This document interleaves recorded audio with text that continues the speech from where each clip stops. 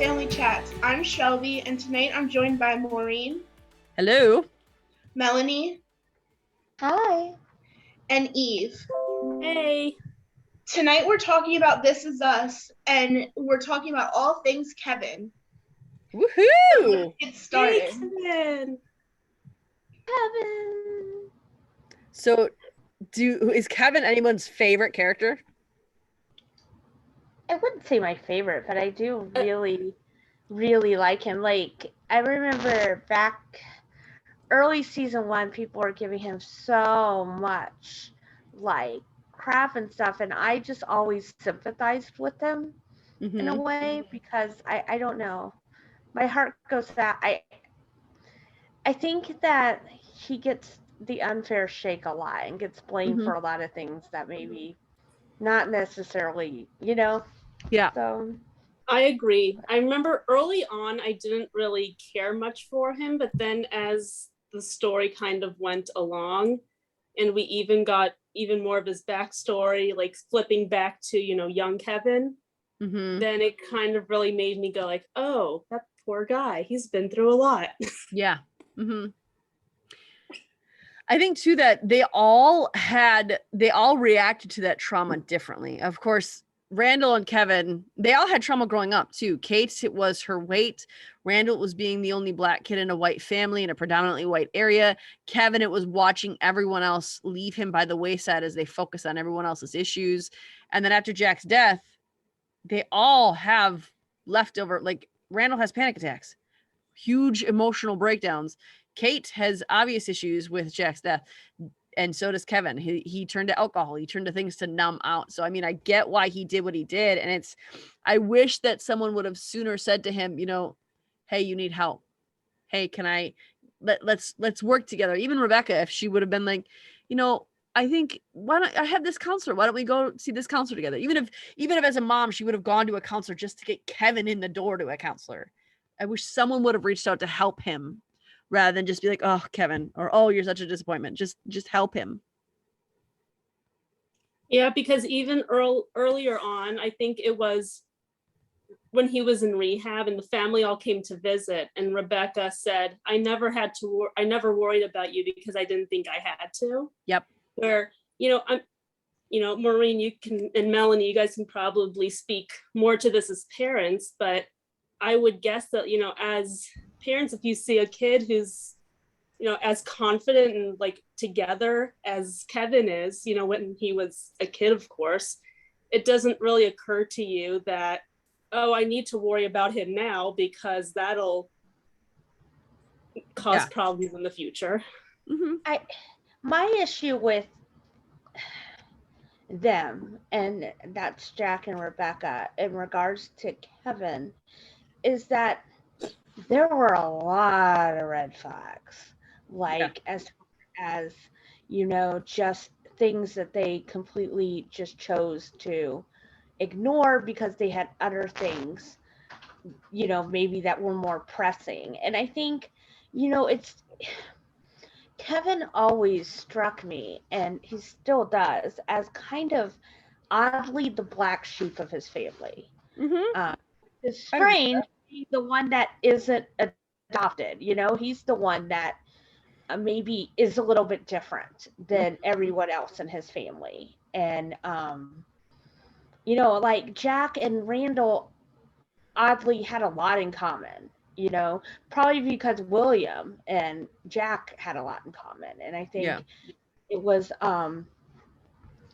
it's just so like, and because he wasn't overly having, major panic attacks or gaining obvious amounts of weight or losing obvious amounts of weight, which always bothered me with the Kate thing. Like they were, like she was losing so much weight, like they didn't notice, at such a quick, I don't know.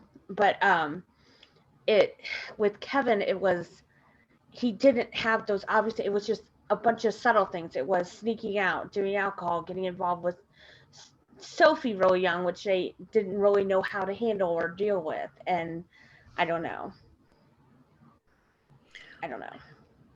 Well, I mean, even when the coach reached out to them and said, hey, we had this issue with Kevin. Yeah. There's Kevin turned to Randall and he had to say, you know, I need help learning these. I can't learn them. Of course, he's too embarrassed to go to his parents, but the coach had reached out with there's a problem. And, you know, when you're a parent or even as a teacher or as Shelby, I'm sure you have this with grandma a little bit of pick your battles, pick which battles you're going to fight.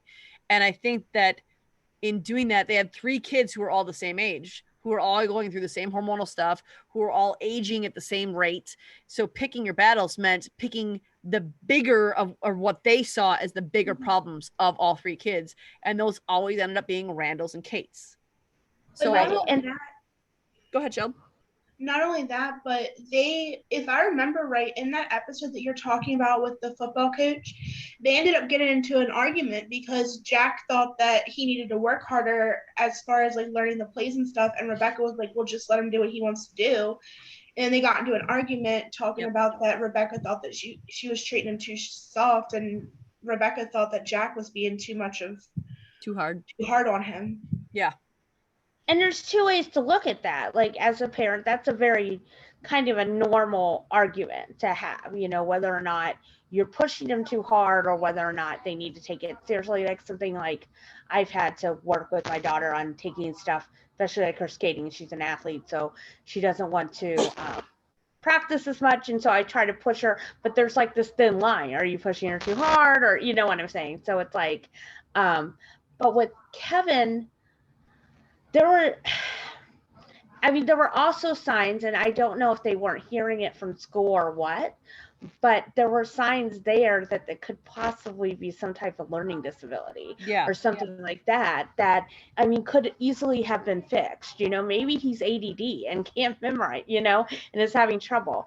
That would be the least shocking thing to find out Kevin had ADD, you know? Yeah. I mean, it's just, and that's also on point for the time period, because so many kids in the 90s were not diagnosed until they got to be adults. Myself included. So it's, you know, you struggled with stuff your whole life and then found out there was a reason for it.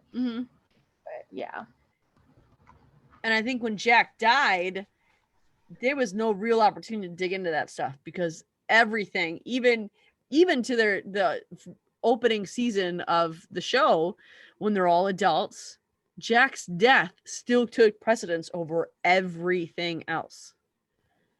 So there wasn't even a lot of time for Kevin, especially. I mean, do you remember that scene we talked about on an early episode when he lost his necklace at that one night stand, and he's out on the lawn sobbing and screaming to this woman to just give him his father's necklace? That's all he had of his father. It's all he had left. And he's just screaming and crying. So much of who Kevin was based in the fact that his father died a horrible death. And not only, sorry. No, go ahead, Eve. Yeah, not only that, but if you recall, the last words he had with Jack was an argument. Yeah. And Jack did post that note on his door that said, you know, just want to let you know we love you. This isn't okay. We'll talk to you in the morning. But then, you know, of course, the house burned down and he never got to see that. So in Kevin's mind, it's like, that's how it's always going to be, is that they were mad at each other. And I imagine that's pretty hard for him to live with. Yeah. I think Kevin began to see himself as the kindle to every fire, every destructive fire. And I mean, you can see that in all of his relationships. I mean, for me though, like, I don't know, this is going off topic a little bit, but like for as far as young Kevin goes, like I know you guys are saying that he's kind of the black sheep and stuff, but he kind of came across as like a spoiled brat to me in a way. Just based off of how like he acted sometimes. Like he was real whiny, and like if he didn't get his own way, which I mean might have been part of, he was kind of neglected in some points too. Like one thing that really stuck out to me was like that pool scene when they were worried about Kate with the t-shirt, and they were worried about Randall with the other family that they didn't want him to hang out with, and Kevin basically like almost drowned in the pool, if I remember right, or something like that. Maybe not drowned, but something happened. Yeah, I think I struggle with it with Kevin because there is a way to look at that as, oh, he's a spoiled brat, he's all this, and there's the other thing. I mean, Maureen could probably speak to this. I mean, there's other things where it's edited out and he's just acting like a kid who's not getting his way right, and his brother and sister are getting it.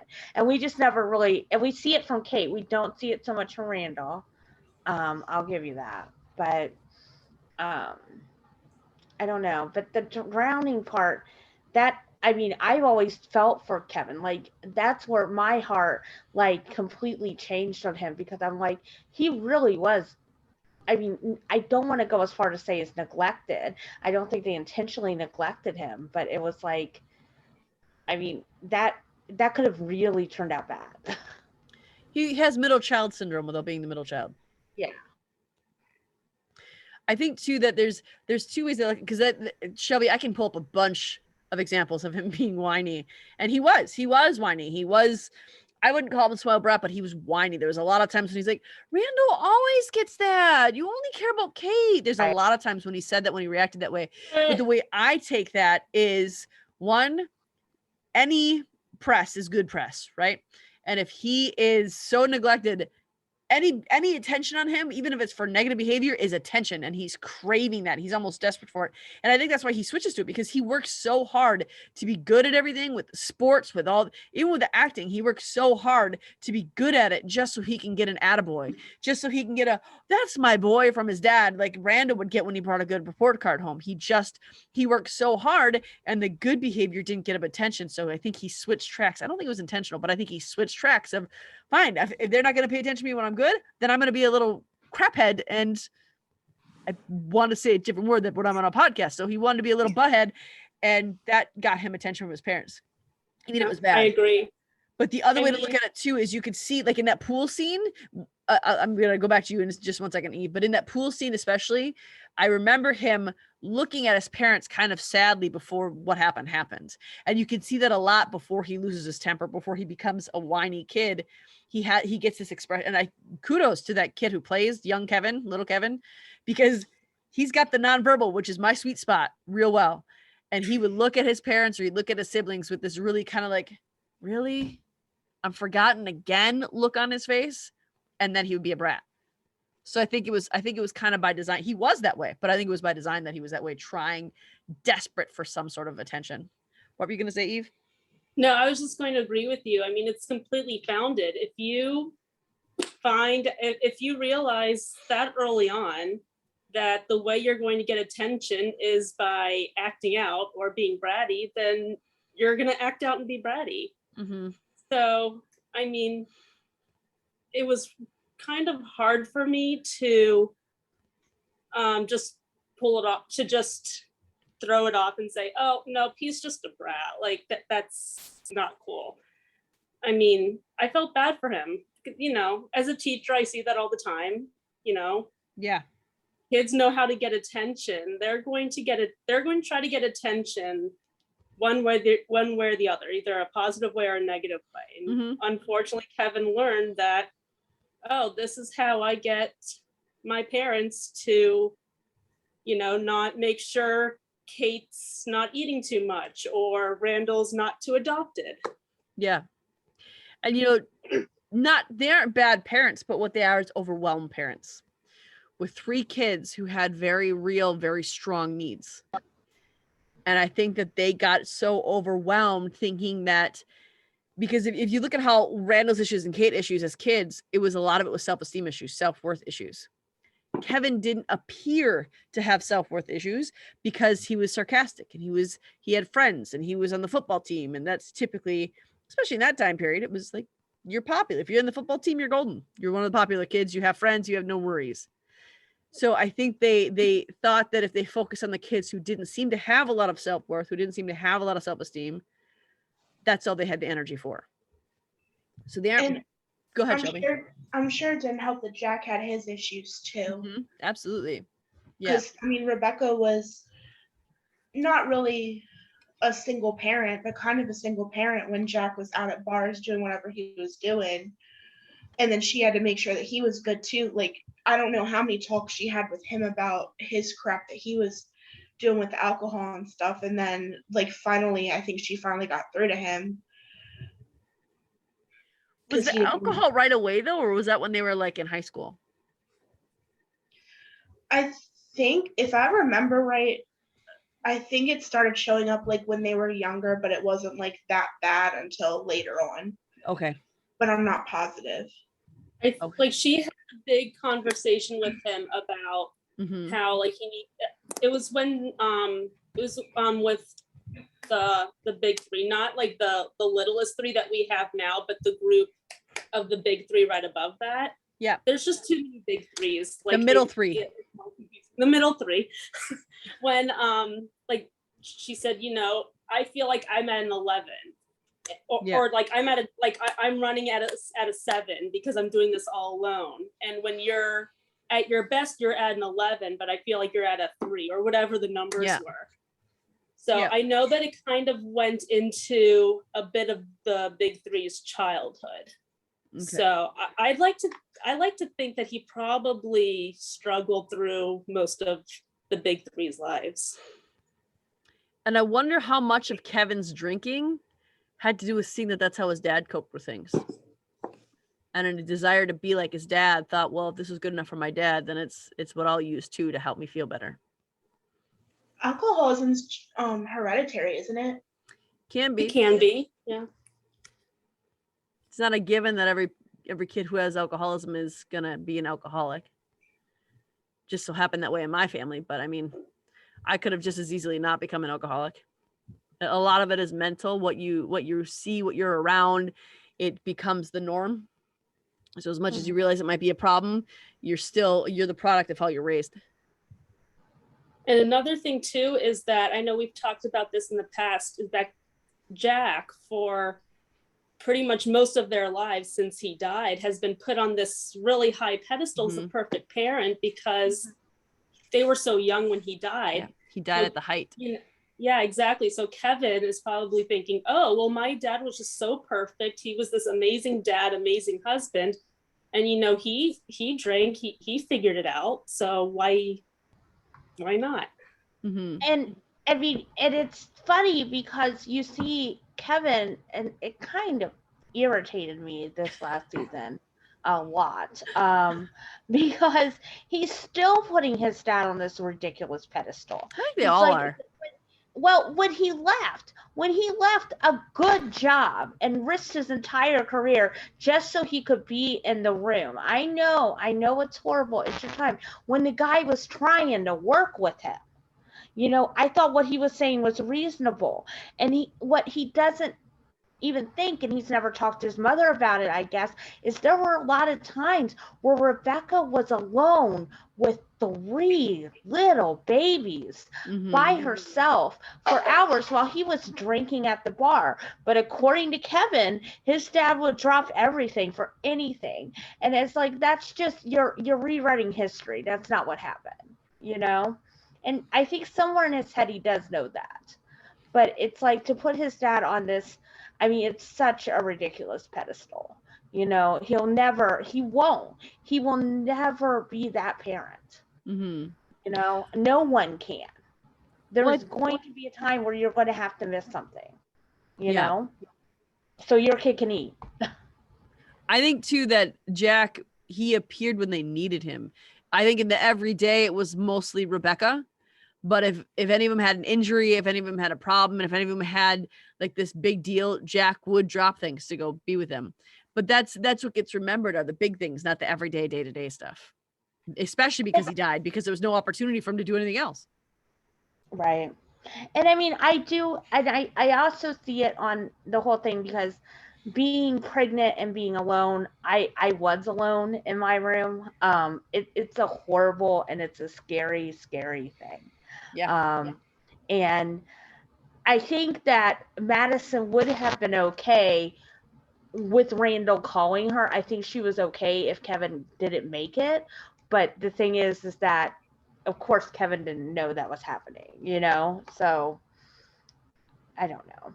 And would he have been, and Kevin still wouldn't have been okay. He wants to be there for the birth of his children. And I get it. But I mean, everybody does. Of course I get it. Were you going to say something, Shelb? Yeah, I was gonna say also, like, with them being kids and stuff too, some of that stuff might have been hidden from them. Like, Mhm. there's no way that they didn't know that he didn't drink and stuff, but or that he did drink and stuff, but at the same time, the severity of it, is that the word, might have been kind of hidden from them a little bit because they were children. And the other thing is too that I was gonna say, because you guys were talking about the everyday stuff with Rebecca and everything, like I really think like the parent that's with the kids all the time kind of gets more of the crap than the parent that's not really Oh, Oh around. yeah. Like I know from my dad worked a lot and he went to night school too, like trying to better himself. And like I'm a complete daddy's girl. Like I'm the first one to admit it. And like that time with my dad was a lot more meaningful to me than my mom being there 24/7 with us all the time. Yeah. It's easy to I pick fights with a person who's always there. If your time, if you have one parent who's not there a lot of the times, your time with them is precious. So you're not going to waste as much time, picking fights with them or things like that. Mm-hmm. and I mean it's the odds of imperfection, right? Like you know, if you're in charge of everything on a day-to-day basis, you're going to mess up all the time and you're going to make mistakes and your kids are going to feel the brunt. But if you're someone that gets a very small amount of time with your children, and you have that all planned out, you have it working, it's really easy not to mess up. Yeah. So because you already have that mindset pre-set there. So it's just, I think that that's kind of where it is with Rebecca, is that of course she wasn't perfect. She messed up a lot because she was there all the time doing it and tired and causing fights. And I also think with I don't know, I think, but I agree with you. I just think it's interesting that he's still, I just hope it doesn't become a problem for Kevin to realize that he can't be this perfect, ridiculously perfect person. Yeah. He's never going to be. And he's never going to be the perfect father. He is going to fight with his children. And when they turn 13, they are going to think that everything you do is wrong. Yeah. That is a page out of my own life, but I will give that advice to Kevin now. So, Once they turn 13, you become the dumbest person in the world, right? right, exactly. Like you're all your senses, like anything. I'm just like, really? I think It's like I was really smart. I knew everything up until you turn 13. Yeah. It's the hormones, man. The hormones. I think it's unfortunate that they are all left to fill in what Jack's life would have been. What Jack's life would have been as a father, what it would have been as a man, what it would have been as a businessman, business owner. What it would have been as a grandfather. Yeah, they fill all that in, which means that he's going to be the best at everything. But I do think that Kevin is going to realize.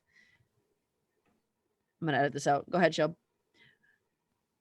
I do think that as Kevin stays a parent, as Kevin deals with those things, I think it's going to call back, because right now I think the biggest issue with Kevin is that he hasn't had a big enough issue to remember the things that he and his dad, because he and his dad fought regularly. It was once he became a teenager, like you said, Melanie, they fought like all the time. So I think that right now the biggest thing Kevin's had to deal with is failures. And what he's doing with that is just measuring up to his father, what his idea of what his father is. But I think as he becomes a parent, the longer he's a parent, the more he's going to remember, oh yeah, I did fight with my dad about this. And I think it's going to bring him a little bit more down to the reality. We can see it with Kate a little bit as she stays a mom. But of course, her kids are still pretty young, so you don't see a ton of that. Kate's always been the more grounded of the three, which is odd. That she's been the more yes, her dad's up on a pedestal for her for sure. But she also realizes that the strive to perfection that they've given him is not accurate. With Kevin, it's only been, I've never measured up to my father. I've never measured up to my father. But I think as he becomes a parent, he's going to have those arguments. He's going to remember the arguments he had with his dad, especially with his son. But when he left that jet, Melanie, you brought up when he wanted to be there for the birth. I get that because, for every big situation in their life, Jack was there for. Jack was there for the births. He was there for every big moment in their lives. He might not have been there constantly, but he was there for every big moment. I think that I was pretty proud of Kevin for putting Madison first. Yes, I wish that he would have given the director more time, though. I see what you're saying there, because he was willing to work with him, and he did kind of shoot himself in the foot. But I do think that situation where he was leaving to go be at the birth and he left that job, I think that showed Kevin thinking outside himself. And for any normal situation, I'd be like, what are you doing, man? But I think Kevin had to start thinking of someone else. And I think Madison is the one who brought that out in him. I love that scene with him and Madison in the garage where they're talking about their issues with their body. And Kevin, for the first time, is not only listening to someone else, but he's also giving part of himself to someone else. And I think that was the benefit of him leaving that job, was Kevin, for the first time, putting someone else above himself. Yeah. And Go ahead. Go ahead, Shelby. You're good. Even like as far as putting people like above himself, like even at the very beginning, we saw like he expected Kate to just drop everything and come to his every whim whenever he wanted her there. Mm-hmm. Absolutely. Maybe not so much with Randall as far as like to that extent, but with Kate, like he definitely expected her to just drop everything whenever he needed her. Mm-hmm. And I think that Madison has brought out kind of a better side of him as far as that goes. It makes him more I don't know what the word is, not humane, but like more grounded, I guess. Mm-hmm. Not so much like his head in the clouds. He thinks he's better than everybody. I'd agree with that. But I think his ego also has to do with the fact that he was somewhat ignored as a child, and he kind of had to make himself feel better about himself too. Mm-hmm. Yeah, he certainly had to make his own way, but he was still that kid searching for for those accolades, for those pats on the back, for that attention. And so I don't know that Kevin really ever thought that. I actually don't think Kevin ever had a big ego about himself. I think he pretended to. And you can kind of see it in those moments where he knew without a doubt he was a failure and he hated himself for it. But I think that he had to, like that little kid, he had to be the cocky kid who was like, no, don't worry about me. I got it all together. I'm better than everybody else. I got this. I think that was an act because he was still desperately searching for people. I mean, how many times have people said, good job, you asked for help. Good job, you failed. No, it's, wow, look at you. You've got it all together. Look at you. You don't ever ask for help from anybody. Oftentimes when someone's like giving a speech about you, it's, oh, so-and-so, they didn't ask for any help. They did it all on their own. We're so proud of them. And I think that's a lot of what Kevin was trying to do. And someone who's, again, I'm using the word neglect very loosely. Yeah. Someone who isn't ignored. Someone who's as ignored as Kevin was throughout his childhood is going to have to overcompensate somehow just to really get that attention somehow. And it leads, that's going to be a thing he is going to deal with his entire life because knowing that early on that, your parents aren't as worried about you as your brother and sister. I mean, that's going to stay with you for a long, long, long time. Yeah. And again, we are not saying that Jack and Rebecca were bad parents. We are saying that they had triplets and they were overwhelmed and they did the best they could. And to be honest, Jack is still on a pedestal for me too. I want to be the parent that Jack is in my head. You want to be Jack when you grow up? I do want to be Jack when I grow up. Yeah. I think it'd be fantastic. If I can grow up the mustache and have those muscles and those abs, that'd be fantastic. Was it the porn star mustache? Is that what they called it? Yes. But I liked it when it went into the goatee. Yeah. Milo, if you're listening, even us ladies want to be you. Please come talk to us. Kevin Hartley, us ladies want to be with you. I mean, not me because I'm married. I always say something weird when I try to be funny about the actors. I'm sorry. What, Shelby? Justin Hartley. Did I call him Kevin Hartley? Oh, I didn't notice that either. Justin, I do know what your name is. We're just talking about Kevin. Anyway, I'm gonna stop being weird and like word vomiting about actors that are beautiful. So Justin or Kevin, oh my goodness, I'm gonna have a lot to edit out. I mean, I guess we should probably talk about the ladies in his life, right? Because that's, you know, kind of the eternal bachelor. The 40-year-old bachelor is, you know, that's kind of the topic of conversation with him. Huh? He's gonna marry Madison. Well, he totally is, but he's still a bachelor now at 40.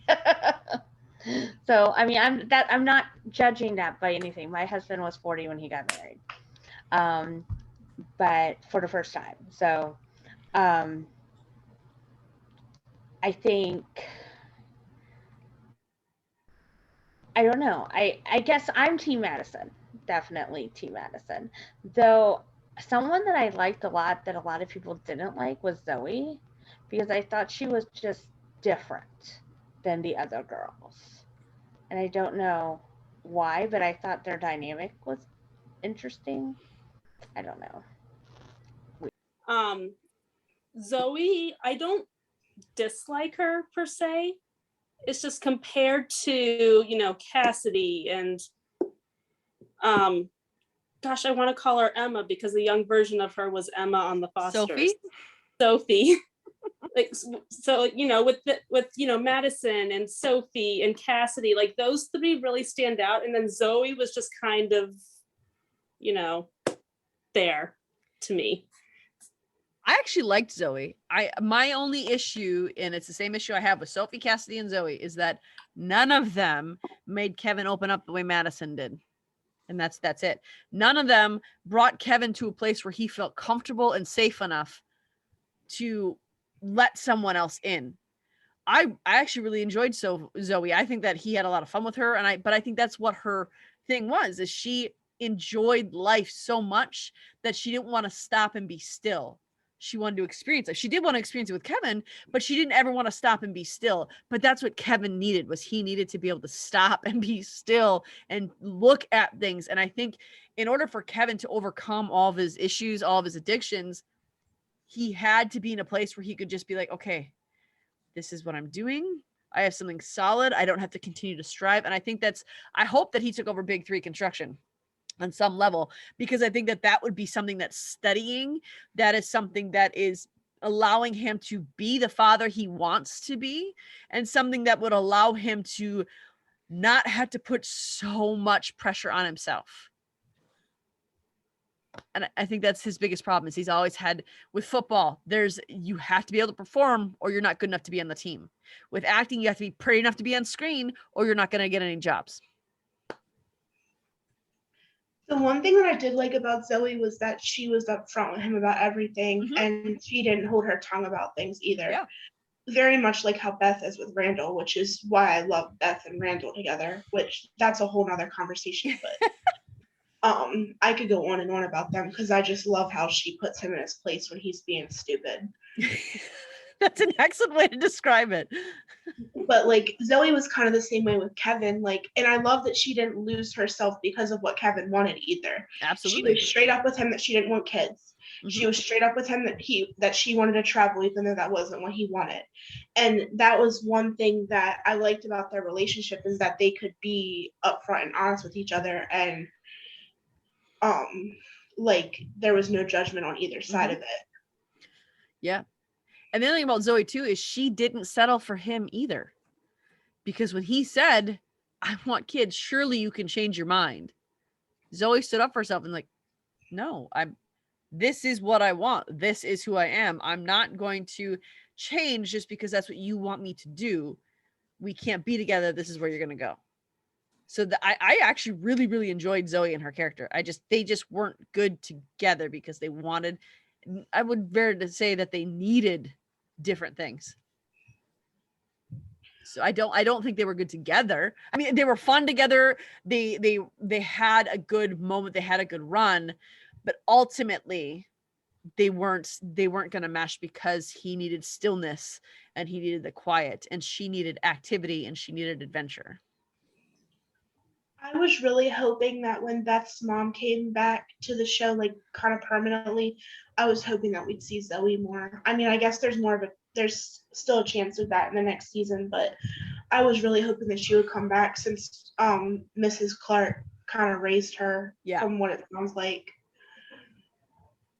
I think she would be good for Kevin still as a friend in the way that she would, because one good thing about Zoe is, you're right, she was honest. She was very upfront with Kevin about everything, even when he was being dumb. But I think that what Kevin needs from her is, don't stop chasing who you are meant to be for anybody else. But that goes with Jack too. Don't stop chasing who you're meant to be just because you want to be your dad. You are not Jack. And I think that Zoe would be a good influence there. I think Zoe would be able to push him to continue to strive. But I think Madison is who gives him the grounding that he desperately needs, because Madison gives him the right kind of attention that Kevin needs. And Kevin needs someone who's truly going to love absolute, is really going to love, or she gives him the attention that he requires in terms of unbiased affection, whether he's wrong or right. But also they have a child together, or they have children together. So she's not really going to go gallivanting. There's no risk of her finding something better out there in the world because she has her kids. She's not looking to run. She's not looking to continue chasing. She's got what she needs and she's ready to be still. Whereas Zoe, I think with Kevin and Zoe, there was always a fear of Kevin that she was going to find something better out there. And I mean, chasing waterfalls is not all it's cracked up to be. So. And I just want to say one thing, and well, a little bit, but so I think there's with Madison and Zoe, what I loved about it is that the women did not compromise on what they wanted out of life. I mean, it could have been very easy for them to say, you know, there are some women that know their boundaries. I think with Madison, you know, she didn't give in, you know, to just marry Kevin, because I think, you know, I don't think he would have like turned around and divorced her. I think they could have eventually made it work. I do, even if they got married at the end of last season. But, you know, she didn't want that. She wanted somebody who would look at her with absolute love. And I think by her doing that, it makes Kevin love her more. You know, that she could stand up to herself, and they will grow and they will love. And that's my hope. I think that's where we're going with this. I don't know what the heck's going on with Sophie. And I get frustrated when people are so like 100% like Kevin and Sophie are perfect. We know so little about Sophie. We know a lot more about these other girls, right? Like, I mean, we don't know, maybe Sophie's 40 years old herself. She doesn't have children. She's had 3 marriages from what I can tell, or at least 2. Or maybe she's not, I don't know, but she got married to Kevin, and then I believe when we first meet her, she was divorced again from another guy. I think she was engaged again. She is, but I think when we first meet her again, like in season 1, she had just gotten out of her second failed marriage. Like that's kind of a red flag to me. Like, and I'm not saying Kevin is far from perfect, let's be honest, but I mean, we know so little about her and what her issues are. And the whole thing where he said he wanted kids, we really don't know that Sophie wants children. I've never heard her say it. Have any of you? I don't remember.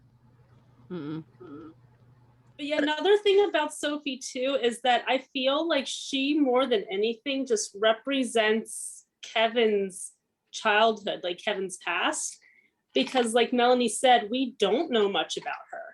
I mean, we've seen her maybe 2 or 3 times as an adult, but I mean, most of the time where we've seen her, it's been, you know, her younger self. So I don't know. really, really want to say she is in the past and she's not coming back, but we don't know what happens in season 6. So I just hope it's not her that he marries. I have an issue with Sophie. I don't mind her like as far as like as far as like a character or whatever. My only issue with Sophie is the pool, going back to the pool scene. She was one of the ones that was really mean to Kate when she was a kid. She was one of the ones that signed the napkin, saying that Kate was too fat to be in their group or whatever she said. And with Kate being Kevin's twin, like, I don't know, I just don't really feel like he's being loyal to Kate, like being with someone who was that way towards her. But that was also when they were a kid, so I guess they could be water under the bridge now. I don't know. I don't think I realized Sophie was one of those people. I don't think that we got confirmation it was. There was a Sophia. I remember, because I remember going back and forth on that, because I remember on the thing it said 3 names and it said someone and it said Sophia, and a lot of people were like, oh, Sophia must be Sophie. I don't think that is necessarily true, and I don't think Sophie was there that day. Like, I mean, at least we didn't see her. So I mean, as far as what I can tell, it was a different girl, but maybe I'm wrong. I mean, I don't know. Yeah, I was under the impression that Sophie and Kate were friends for a little while before she and Kevin started, dating. And I'm using air quotes because they were very little. But yeah, I was under the impression that they were friends for a little while. Well, that's why they wanted the joint birthday party, right? Because and Kevin was trying to get Sophie's attention, and he knew that Sophie would be at Kate's party, right? So yeah, that's right. Yeah. Okay, so I just looked it up, and the letter signed was SOFIE, not SOPHIE. Yeah, that's not the same name. But it's but there was probably never just a someone confirmation else. or denial from the showrunners, though. Yeah. That's just fans saying. Yeah. So you can I don't know. It just- feels to me like that was a prop air. Okay, someone else brought up something to support you too, Shelby. Because I'm on a Reddit thread where they were talking about if it's Sophie or whatever, but they said that the way Kate was treated at the Madonna party was pretty terrible too, and Sophie was at that one. So those are 2 situations I didn't remember, but there's a lot of people who said that it doesn't look like the same girl, but that's just fans speculation. But no, I mean, if it's not right, you can edit it out, but that was just something that I was just thinking of. Oh, I think that no one is certain. It could very well have been her, because Dan never denied or confirmed it, I don't think. Okay. But the other thing too is that Sophie, when she was getting that divorce, and I'm trying to think, I feel like when she met Kevin, she was engaged to some guy and she broke off the engagement to be with Kevin, and then she left. Oh, is that what it was? Again. Okay. Mm-hmm. So she's been engaged to 2 guys in between Kevin. Or it's the same guy. I don't know if it's the same guy or not. I don't know that was said. But my biggest issue with Sophie, because I forgot about the pool scene. I honest to God, I don't know what the Madonna party was. I don't remember Sophie's part in that. I just read that someone had said that. But when she divorces her husband, or they're going through that divorce, and Kevin is finally like, yes, I'm going to marry Madison. And then Sophie calls him. Her toxicity and her desire to feel the way she felt with her first love, with her kid love, her desire was to have what Kevin had given her at first, how she felt pretty when Kevin first started seeking her, how, that feeling of first love when you have your very first person ever. I don't remember mine because it's been a really long time, but Kevin obviously continued to appear in her life. So it was always right there of remembering, this is the guy who I first married. This is the guy who I had my first kiss with, my first everything with, my first, I had all my first with this guy. So her desire to turn back to Kevin, I don't even think had anything to do with that she still loves Kevin. I think it had everything to do with she wanted to be made to feel the way she felt when first love was blossoming in them. And that's a bit toxic. That's a little bit dependent. And Kevin does not need anyone who is that dependent on someone else for their values. Kevin needs someone like Madison who is going to sit at that and say, listen, if you don't love me, I'm not going to marry you. I deserve better.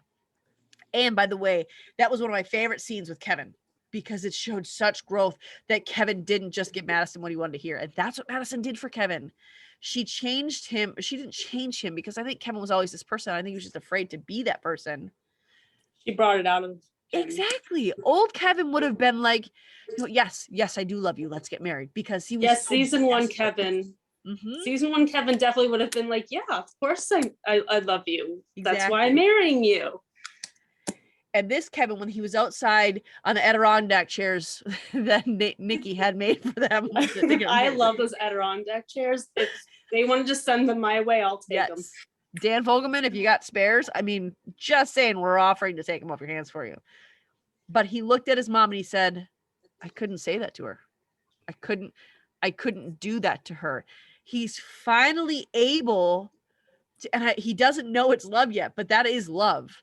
To be able to not put someone through something because you care so deeply about them that you don't want them to settle or suffer. That was what Madison brought out in Kevin. The other thing about Madison too that I liked is that she can play the role of like the movie star wife, like arm candy type of thing, really, really well, but she's also pretty grounded and not like all up in the air and stuff, and she knows how to turn that off. And that's one thing that I like about her, because she fits into the family and everything, but then she can also play the role of the hotshot wife if she needs to. Yeah. Were you going to say something, Melanie? Oh, I was just going to say, I think even more than him he wasn't able to tell her that he loved her because that's how he felt, even though he's perfectly capable of convincingly telling her that he loves someone. You know, he is an actor. And the fact that he, you know, was like, I'm not going to act with this girl. I can't do this to this woman. And every single thing. And what's so funny is when he sat there and described her, or described how he felt about her, or their growing family, or everything, the whole time I'm sitting here thinking, I'm like, so when is he going to realize that that's what love is? You know, it's different. It's different for everybody. It's not always, you know, what Kate and Toby had, or what Jack and Rebecca had, where it was love at first sight. It was, you know, sometimes it grows and sometimes it changes, and sometimes your best friend becomes something more, and that is, I don't know, I think it's a more, and honestly in some ways it's a more mature love, you know, than something like, you know, even a Jack and Rebecca. I mean, that's a very 20 something falling in love. You see a pretty girl at a bar, you know. Right? But, and I'm not saying that wasn't any more real. It worked out for them, but a lot of times it doesn't. So, you know, and Kate and Toby, I guess, is to be determined. So that's a whole different podcast. Yeah, that I can't talk about Kate and Toby though wanting to throw things at a wall. Yeah, but I was gonna say we can't talk about that anymore. Maureen's gonna lose it. That's the one thing, even above killing off Jack Pearson, that is the one thing that Dan Fogelman has done to me that I want to punch him right in the throat for. Not really. I didn't mean it really. I felt at the moment that she's not a violent person, we promise. And every podcast, why do we have to say that about me? I feel like every podcast, you'll be like, Maureen is not really violent. Like, disclaimer, Maureen's a very nice person. She's not weird, and she's not violent. I just like to use my words as weapons. But I do think that that's an excellent point, that he refused to act. And I think that that's something that Madison brought on him, is Madison is the first person he's never had to put up a shield with. He's never had to put on a persona. He's never had, like, even with Sophie, I think much like with football and acting, at first it became, I have to earn her affections. At first it was, you know, I have to continue to earn. I have to continue to prove I'm good enough for her. With Zoe, he was so enamored with her that he wanted to continue. Zoe didn't require that of him. And to be fair, I don't think Sophie really did either to an extent, but Zoe genuinely didn't require that of him. However, Zoe was so amazing to him. In his eyes, Zoe's so amazing. She's so perfect. And I think that's a running thing with Kevin, is he's always seeking perfection in the people he's with because he wants to be perfect. And with Madison, it wasn't that way. He met her or they got together off of a mistake. So right off the bat, there's no perfection there. There's not even a hope for perfection because they started on a mistake. And I think they were both allowed to be imperfect then. And that's what grounded Kevin.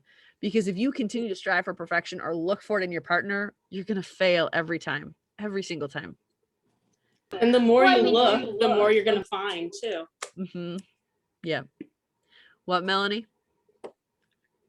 What I was going to say, especially with Madison, is that he came to Madison with the whole idea that she was some crazy, friend of Kate's, right? Like when they met at the wedding, they didn't meet there, but when they were at the wedding, Kate's wedding together, he kept like, don't let me sleep with that girl, and like he made that joke because she seemed unhinged. But the thing is like when you break down those layers, what you see with Madison is a girl who's trying, she struggles, but Madison is 125% the best friend that any person could ever have.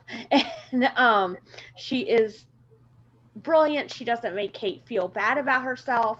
She's just a beautiful human. And I think that once everybody saw that, and that's the thing, like, you don't ever really hear Rebecca talk about Sophie. Mm-hmm. She knows Sophie. She's grew up, but she never really has much to say. And we never get a scene with Sophie and Rebecca, I don't believe, so far. And we've had opportunity where they just really talk about their dreams, not dreams, but about her as a woman, where we've already gotten that with Madison and we've gotten that with Beth. But we never got that. And we got that with Toby on the opposite side. But we never had that with Sophie. And I think that's a really interesting point, is that, kind of Rebecca not talking about their relationship with their, with her child, but talking to them about them as a woman, Mm-hmm. Mm-hmm. Yeah, I think that's a good point.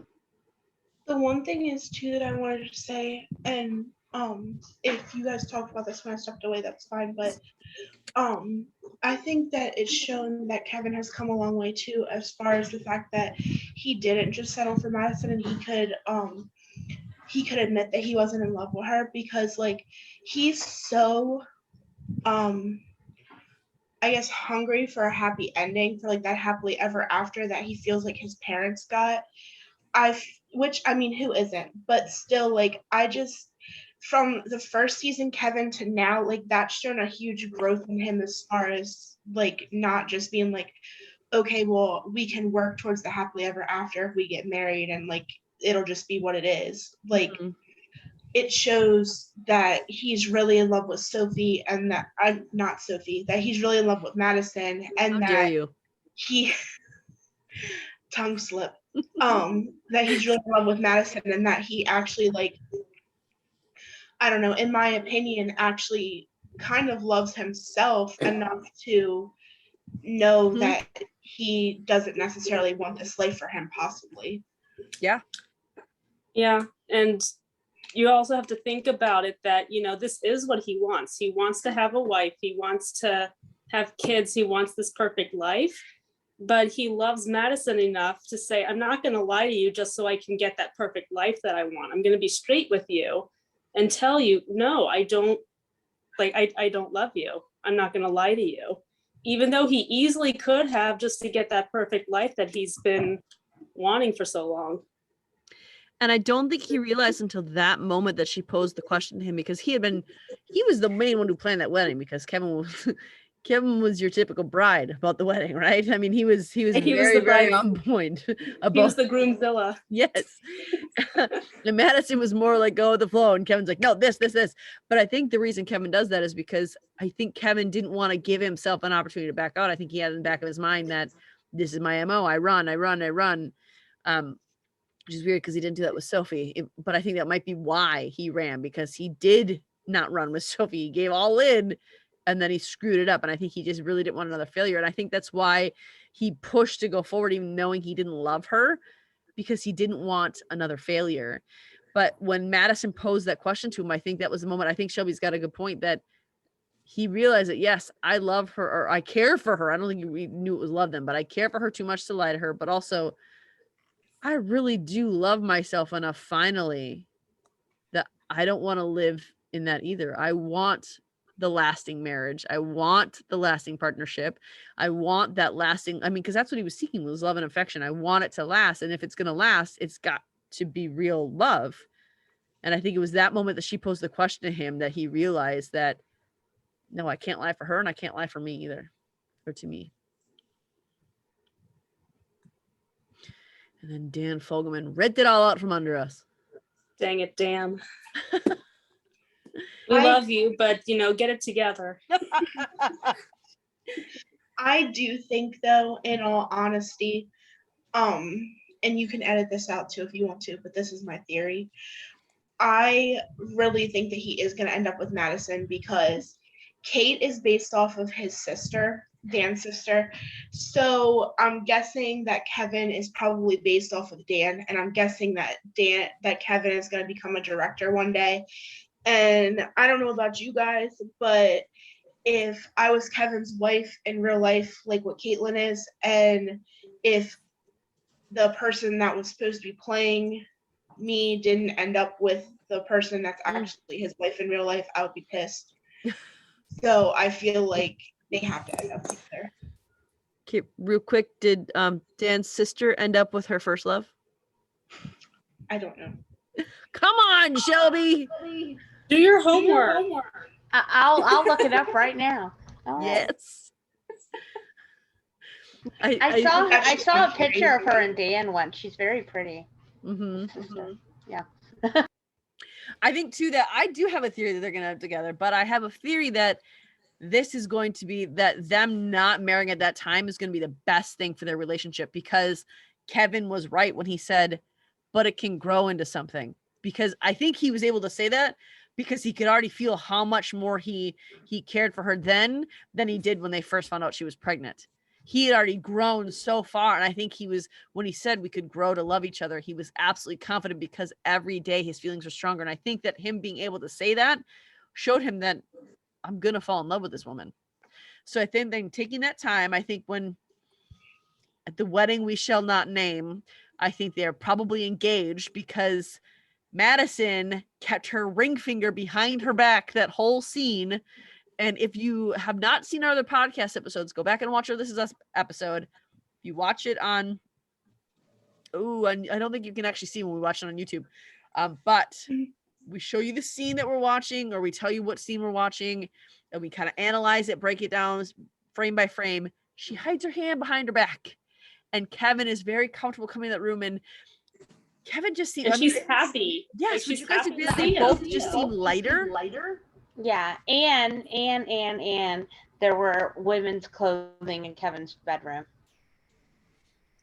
To be fair, that could mean anything. Kevin's had a lot of girlfriends. It could be, but what I'm saying, but what I'm saying is there's all sorts of hints that he's either has a girl in his life or he's married. You know what I'm saying? So I think the hiding of her ring finger was key, and the hiding of his as well. They didn't hide his. They didn't? Did it showed his? He's not married. Oh, he's not married. Well, she could be engaged though. Yeah. Maybe they're gonna have a dual wedding, guys. No, because we'd be excited about one and very unhappy about the other. I'm not. I actually like that guy. Nope, he needs to go back to A Million Little Things where he belongs.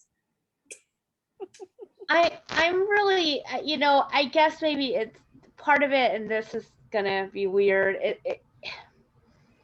I love. I, Is it the accent? well, yes, and I'm also musical. So like the whole idea of that. I think that Kevin will support what, and I think that's the other thing about him taking this time, because as Kevin is okay with himself and Kevin loves himself enough to not push for what he was pushing for, and he finds that love for Madison that is going to allow him to be free and vulnerable and open, he's going to better be able to be there for his sister and his brother.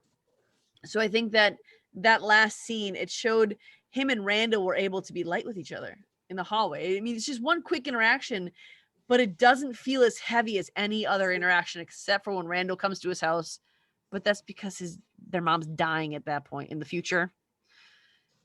But every other interaction is kind of framed in this heaviness. And that scene in the hallway, like, hey, what's up, brother? And, just like happy and like, woo. So I think that Kevin is at a place now where he can be happy for someone else because he's happy for himself.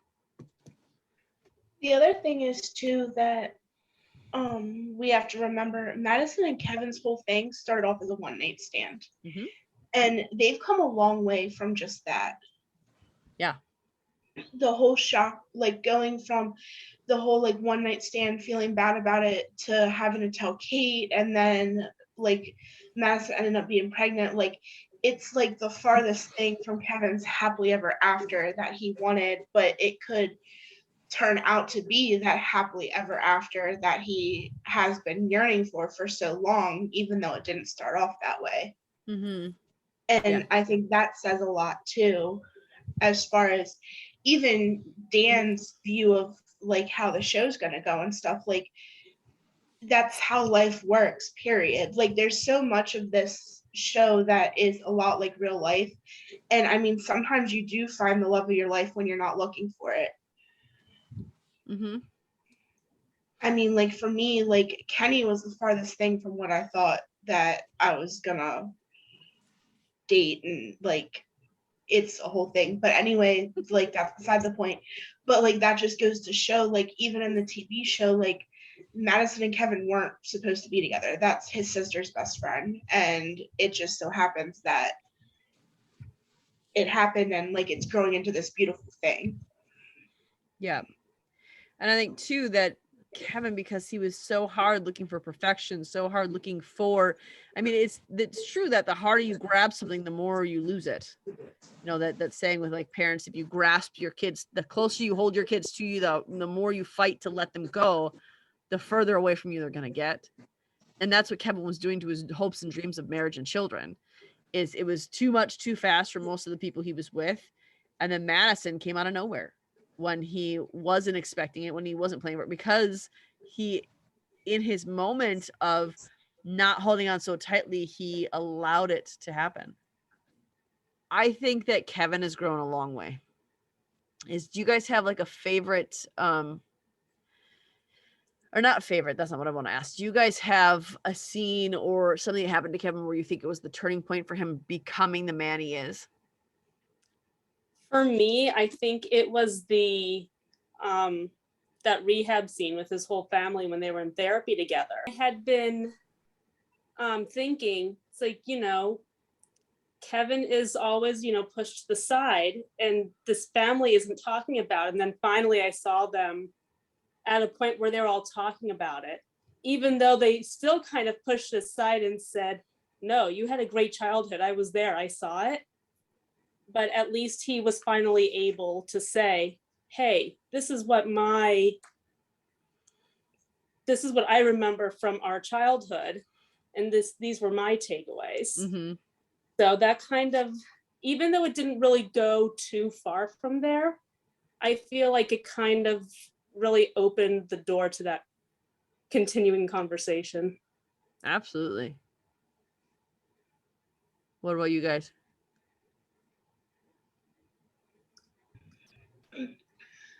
I don't know. I feel like there's a bunch of them, to be honest, but I think that for me, like one of the turning points in his life was when like when his father died, and like he kind of regretted like the whole conversation that he had with him before the incident happened.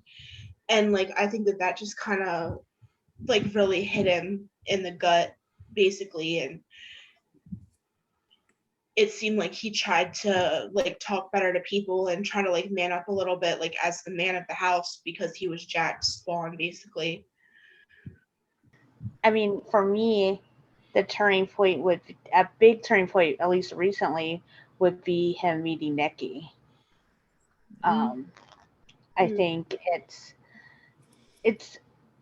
you know, he never got to have an adult relationship with his father, and Nikki has been the closest that he can have. And while Nikki and Jack, it's funny because Nikki and Jack were it's like how I would say Nikki was more like a Randall, and you know, Jack was more like Kevin when they were younger, in a way, you know. But but as Nikki has gotten older and you know, his life didn't turn out how he envisioned it when he was young, and has gotten more crotchety old guy, you know. He's become a lot more like Jack. He's become a lot more snarky and more blue collar, and just it's kind of interesting to me how that happens, and that's life. I mean, you never know where your life is going to take you. Nikki is he's a whole character. I'm sure we'll talk about him today, but he is. I love him. He's my favorite character. So, I think when we look at Kevin, you know, Jack and him would have had a very sad but real bonding experience dealing with their addictions. And, you know, he never got that. He's the only alcoholic in his immediate family, you know. None of the rest of them. I mean, Kevin as an adult, he's the only. Oh, okay. Yeah, that's what I meant. You look confused. So like Kevin doesn't have. What I meant was Kate, Randall, and Rebecca are not okay. Alcoholics. So he never really had anyone that he could relate to on that level. And I think having Nikki, who also inherited that trait, unfortunately, or had those issues, they were really able to help each other and keep each other accountable, and have discussions that he never got to have with his father about it. And I think it's a testament to Jack. And I will say this because it's going into Jack character, but it's related, so I read it or not. But it's a testament to Jack that only one of his children ended up being alcoholic, because of the mental things that happen and things like that. Whereas Nikki and Jack had their father was so not good that they both ended up struggling with that. They both had psychological issues from childhood. And I think, and more. I'd agree they certainly did. I do think there's definitely some psychological stuff from their childhood, but I think that Nikki didn't become an alcoholic until after he had killed that kid, and Jack refused to talk to him. That's when he became an alcoholic, is in Jack's absence, which is very similar to Kevin. It was in Jack's absence that he became an alcoholic. And I think that both Nikki and Kevin... I don't know. He was...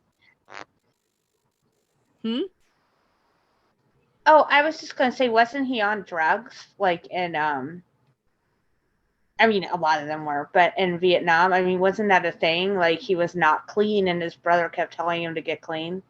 Like, wasn't that part of the... because he was drafted and he didn't want to go to war. And so I think when he was so. in I think war, the war was a turning point, really. Probably. For Nikki. Yeah, for Nikki. Yeah.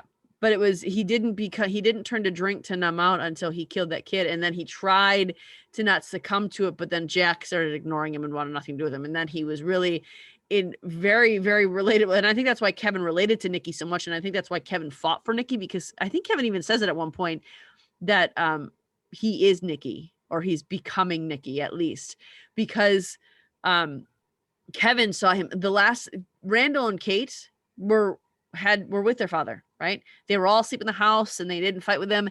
Kevin, as you pointed out earlier, Melanie, left on a fight and never saw his dad again. So Kevin saw himself as the kindling to every bad fire, and that's what Nikki started to see himself as. He kills every good thing around him, and there's another point in the series where Kevin says that everything good around him dies. He kills everything that's good in his life, every relationship, all that stuff. So I think that could be a certain turning point where he saw himself as Nikki, but I think that's certainly why Kevin started to help Nikki the way he did, because I think that it was almost easy for him to help Nikki than help himself. I think that it was Cassidy who, and I don't consider him and Cassidy to have been in a relationship, because it was just, honestly, yeah, I forget about them. Neither one of them were actually in love with each other. It was a one No. night, and it was because they were both so desperately lonely in their addictions and feeling like they were the ruination of everything, every good thing. That's all it was. There was no relationship really there other than friendship.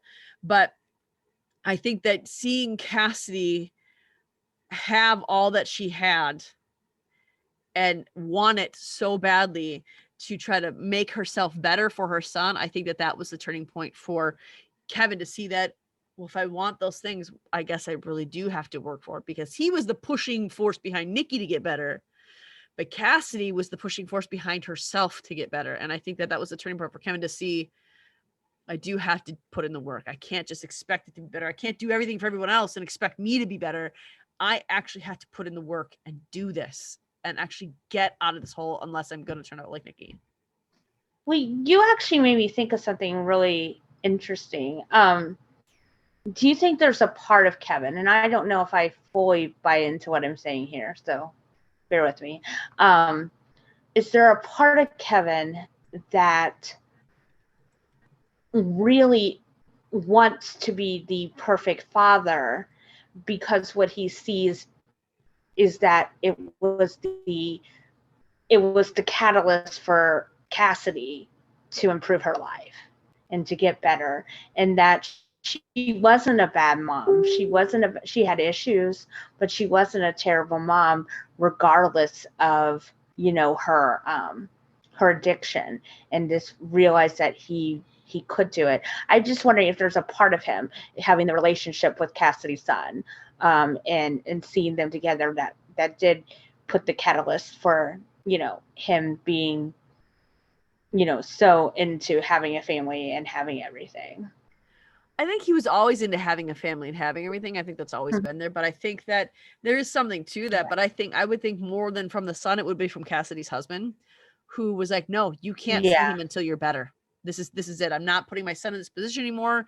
You're not right. So my son's not safe with you, and he's not going to see you. And I think that Kevin wanting that family so bad, because he really, not only did he just want kids, he really wanted the chance to be a dad. I think that was how he was going to honor his dad, was by being a good dad like he was. I think is Kevin's thing a little bit, but I think that he in no way wanted to be told, you're not safe enough for my kid to be around. Your disease, your addiction is not safe enough for my kid to be around you. I think that was kind of a shock of cold water, not just for the kids, but I think Kevin started to put the pieces together that not just our kid's not safe around him when he's an alcoholic, because clearly he was in that accident with Randall's daughter, which I think also started to tip him off in the right direction when he was in that car accident when Randall's daughter, Tess, was in the back seat. But I think he was starting to see that no one is safe around him with this addiction. He is going to lash out at Randall. He's going to lash out at Kate. He's going to lash out at his mom. He's going to continue to ruin every relationship. No one is safe around him until he puts in the work to get better.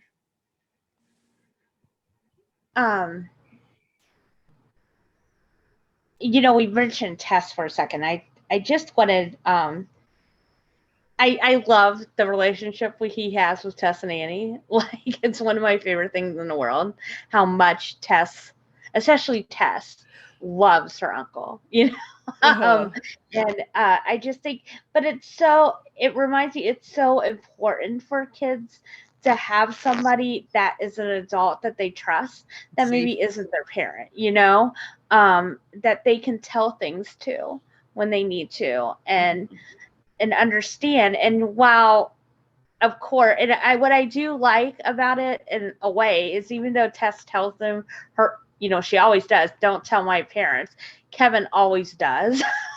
And we got that, with the gay thing and different things like that. And it's not that, he's trying to, I'm sure there's some level he wouldn't if it was something that he didn't think they needed to know.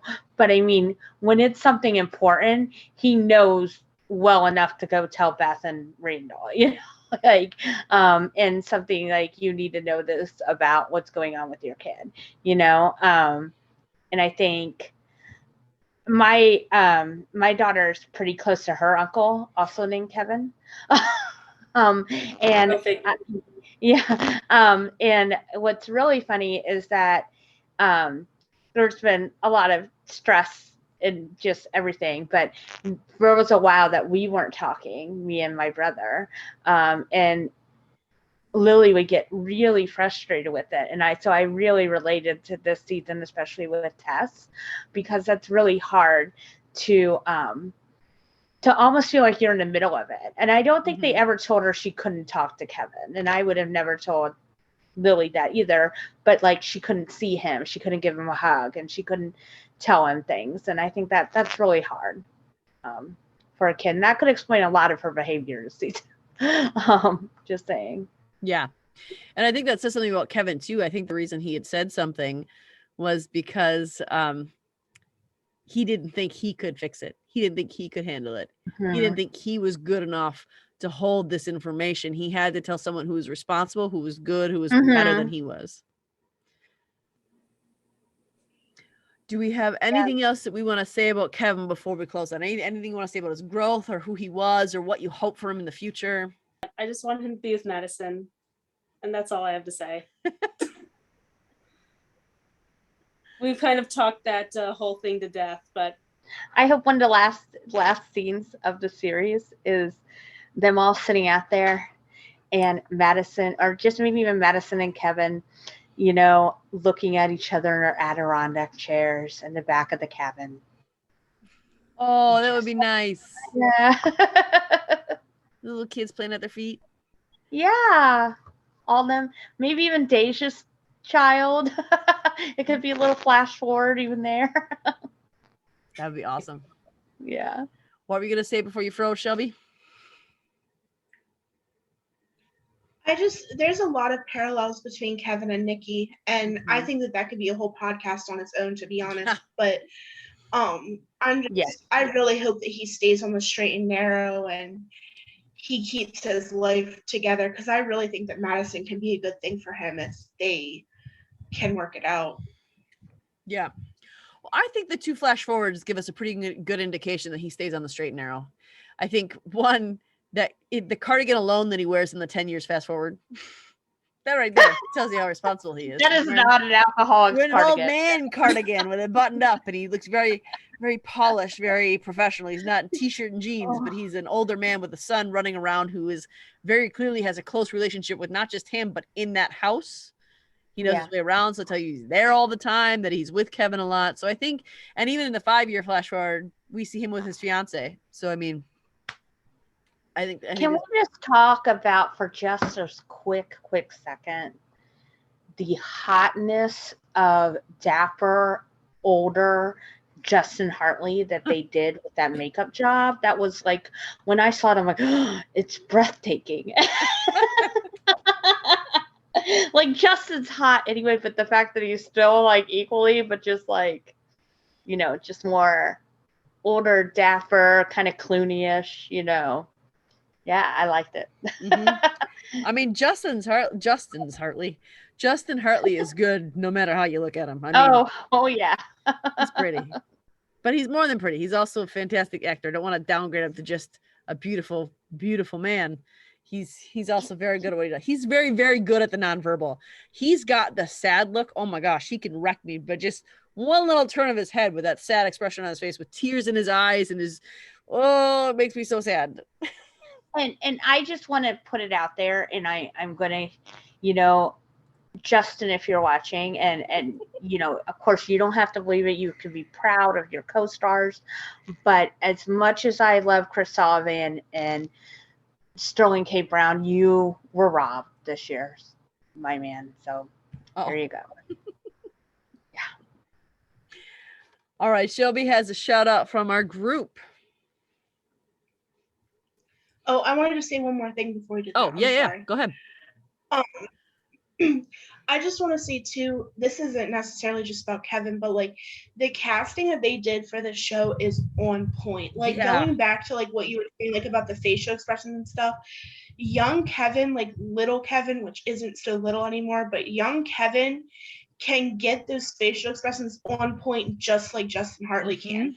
And even Logan, the guy who plays the teen Kevin, he can do the same thing. And like with them being as young as they are, like for them to be as good of actors as they are, and it's not just Kevin's people either, it's all of them. All of them. They are amazing. And the only reason we're talking about Kevin's littles is because this podcast episode is about Kevin right now. But I agree with that. Like I was saying earlier, that pool scene when little Kevin turned and looked, he just has this way of looking at his family that's like, oh, I want to just like hug you and make you feel better. The mom in me is like, oh, run to that kid. Yeah, and all of them are amazing. Like for as young as they are, especially like I think it's still cool seeing them grow up too, because like when it started out, they were kind of like young and stuff, and like you can see how they're acting. Like their acting was good to start out, but like you can see how it got better too. Oh, for sure. And that scene when with Logan, who plays the older middle Kevin, that scene when middle Randall. Oh my God, I had to learn all of their names. The main character, the 5 main are the only ones whose names I've got down. But when middle Kevin or middle Randall goes to visit middle Kevin, there's when they're talking about going out to the bars and they're doing the shots first or the keg first, and Randall says something about his painting in his room.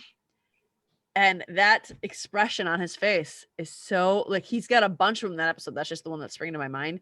But across the board, he's very, very good at displaying this is why I love it, because he's displaying he's hurt, but it's almost like you can visibly see the mask of no, I'm fine going up. So it's like he gives you a little glimpse of how much what you just said or did hurt him. And then it's almost like he really is Kevin Pearson, because then you can actually see the wall go back up of, nope, we're not going to do this. I'm not going to show you this. And I mean, to actually be that much involved in your character that you're able to display that is pretty phenomenal. I think I can't do that. I mean, I can do that, but that's because that's really me, but you know what I mean? So I'd agree. Yeah, I just great. End on that because they're all phenomenal, but like especially like just like the mannerisms and stuff too. Like it seems like the littles are kind of like echoing what the adults are doing, which I think, to be honest, like I don't know if this is like the first stuff that the littles were in or not, but and I'm calling them littles just because it's easier, but I don't know if this is the first stuff that they were in or not, but like if they're learning from Justin and Sterling and Chrissy, like how to be the actors that they're being, like they have the best teachers that they can get, in my opinion. I agree. 100%. I agree. And they all like, not only do they all look so much like their adult counterparts. And we were talking with, you'll see this interview come out tomorrow, but we were talking with Ayanna Halley, who plays adult Annie. They not only do they all look so much alike, it's insane. But you're right. They do all have throughout them growing, little, middle, big adult, or really old adult. They all have, well, of course, the adult has the same as the regular adult because it's the same person, just didn't make that. But the little and the middles have the same mannerisms as all of the adults, and the express and the way they emote is the same. And it's such a and I think that's why this show has so many fans in it. And I think that's why so many people resonate with this, not just because of the emotional, great writing, but because it's really, really easy to believe that little and middle Kevin are actually the adult Kevin. It's and same with the girls who play Kate and the boys who play Randall. It's really, really easy to believe that they are all that same character. All right. Anybody else, anything else you want to say about Kevin before we give our shout out and close out? Justin, we love you. Okay, Shelby, go ahead and give your shout out. Okay, so Caitlin Dice said that she loves Kevin, but she couldn't think of a specific moment at this point, and she was getting her littles ready for bed, so she didn't have time to type something up, but she just loves Kevin. And then Sylvia Shinpo, if I butchered your name, I apologize. She said Kevin definitely has become a very responsible adult. Even though he went through some rough times in his life, in the outcome, he successfully overcame his addiction to alcoholism. And then she said, in parentheses, this hits very close to home. Mm. And I want to speak for all of us when we say that we're sorry that you had to deal with that. Mm-hmm. But Absolutely. I think that that's one thing that makes this show great, is that it does hit close to home for a lot of people. Mm-hmm. It hits you right in the feels. I wonder if they were as aware as they are now about how this was going to connect with everybody.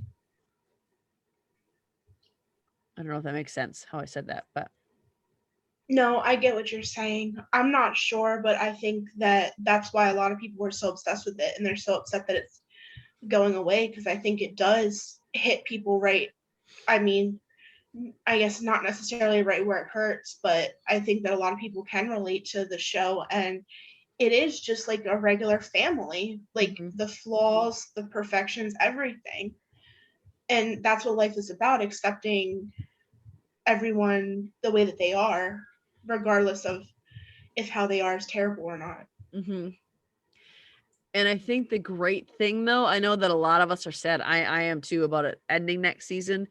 But I think the great thing about it ending on the note that we have to assume it's going to end up, because we've watched them grow from where they started to being functional adults who are not selfish, who are becoming more sort of, I'm looking for, it's a word I love to say, redemptive. They have a big redemptive arc.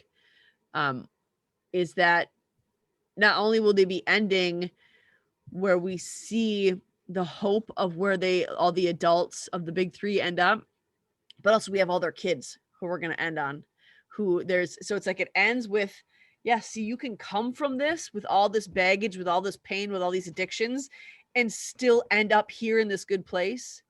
And we see the end of that story. But then there's also the hope of all these kids who came out of that are still going to be, we can create the story ourselves of how hopeful their futures are going to be, of how good they're going to do functioning. And even we see that super flash forward of Kate's kids. I think that it's great that they're ending on this note where we're ending in a happy, redemptive, growth-filled ending, but also being given the hope of tomorrow, of that you can, not only can you come from this, but kids can be born of that and still go out functioning well. And I think that there's so many people who grew up in dysfunction, who are dysfunctional, who need that message that hope is not lost on you yet.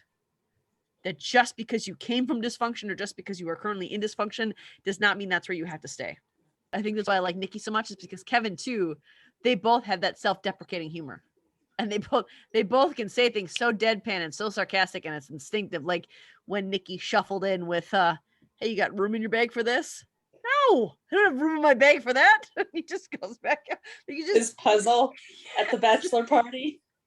And even when they're fighting at the wedding, Kevin is exasperated, but he's still making a joke like Griffin or like Nikki does. So I think there's that. I'd like to see more of the parallel of Nikki and Kevin, because I think they're very much the same person, more so than Jack and Kevin were. They were the forgotten sibling.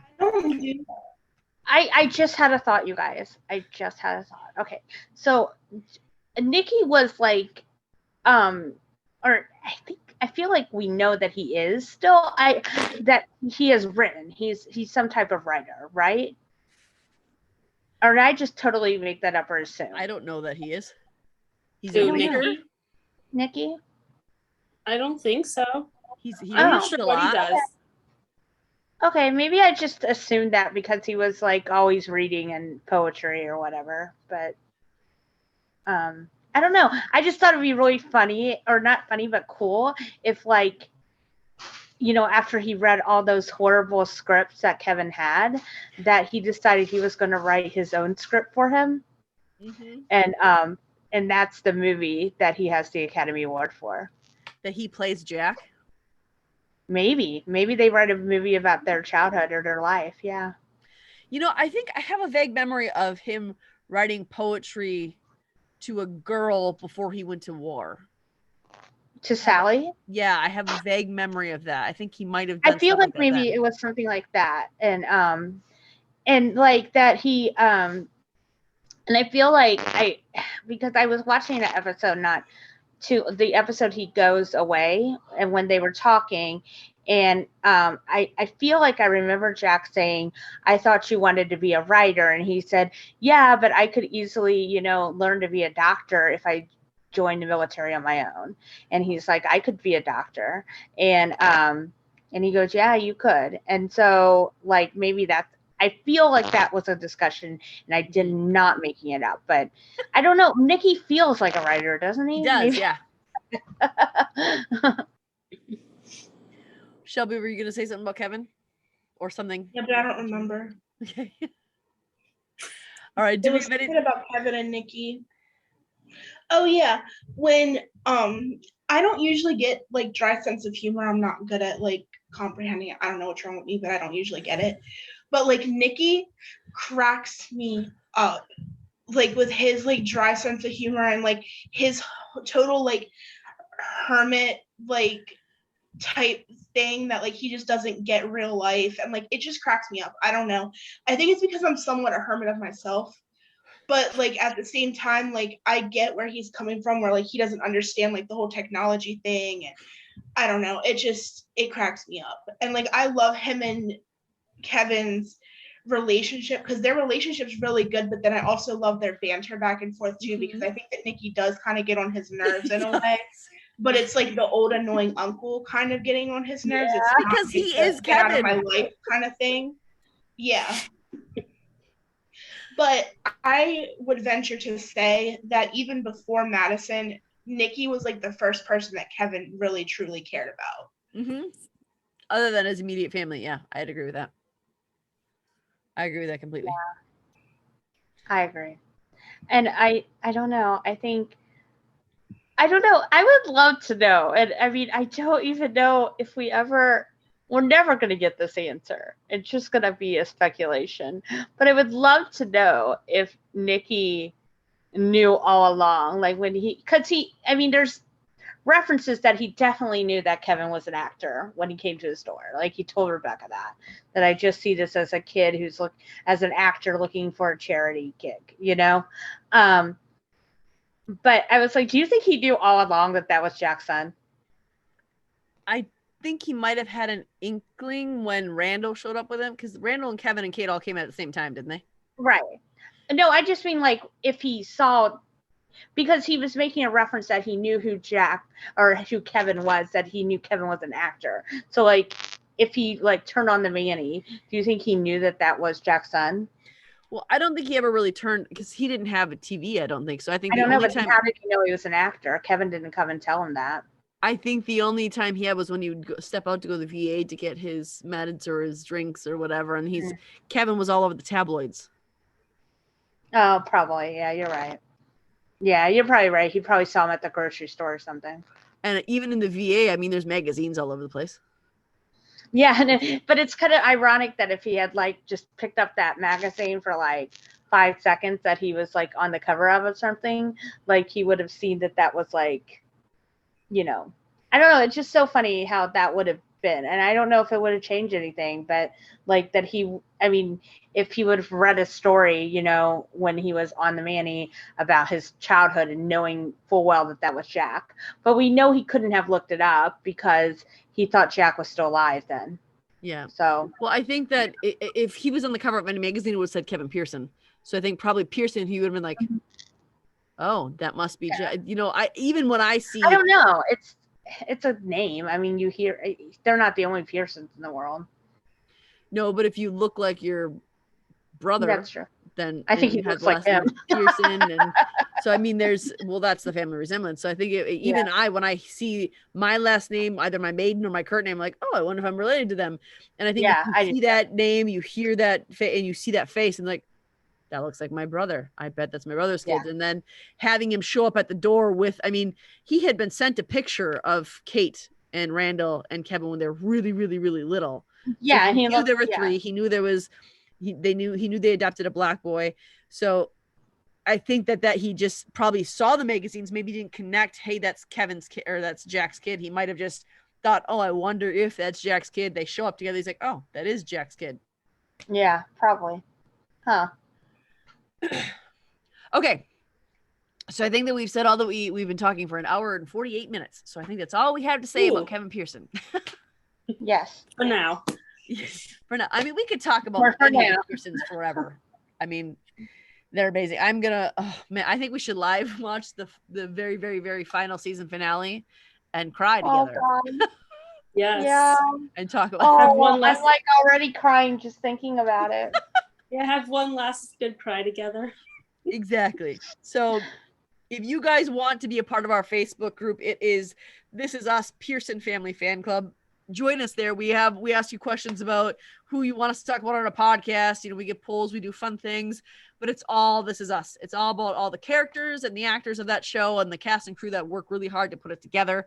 So check us out there. You can check us out on Twitter and Instagram under some variation of Family Fan Club.